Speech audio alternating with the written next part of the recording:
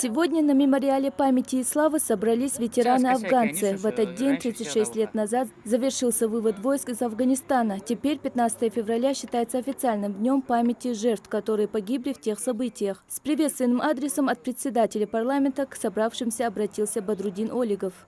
Я хотел бы участникам афганской войны пожелать большой привет и передать добрые слова от председателя Народного собрания Республики Ингушетия, от депутатского корпуса Республики Ингушетия. Пожелать вам здоровья, сказать вам слова благодарности за то, что вы тогда активно принимали участие в защите нашей Родины.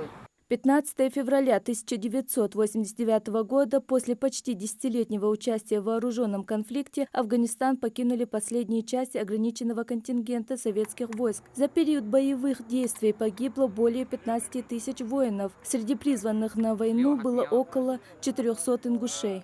Сегодня действительно для воинов-афганцев это праздник, великий праздник, тем более они защищали интересы советского государства, как вы знаете. И ни один ингуш в тот период не попал в плен даже. Я очень рад, что они сегодня, многие, к сожалению, ушли. Дал Гештул, Бенча, дал Болт. Но основной костяк сегодня здесь присутствует. Они всегда между собой дружны, как вы знаете. И первый президент нашей республики Руслан Султанович Аушев тоже воевал в Афганистане и является героем Советского Союза. В 1984 году 18-летнего Магомеда Катиева призвали на службу в армию. Отслужив всего 3 месяца, его со служивцами отправили в Афганистан. Вернулся домой только в 1989. Попал в пехоту, был командиром отделений, замком взводом, старшиной роты.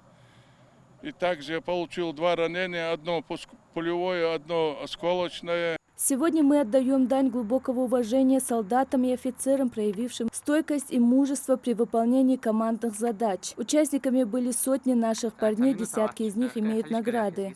Военные действия. Я был сапером. Как раз, когда начался вывод войск, мы сопровождали колонны, очищали дороги от мин. Вот это наша задача была. 15 февраля – это дата, объединяющая тысячи спасенных жизней, которые неизменно приходят к монументам памяти прочитать дуа за тех, кто так и не услышал приказ возвращаться домой. Мадина Богатырева, Белял Ахильгов, Магаз 24.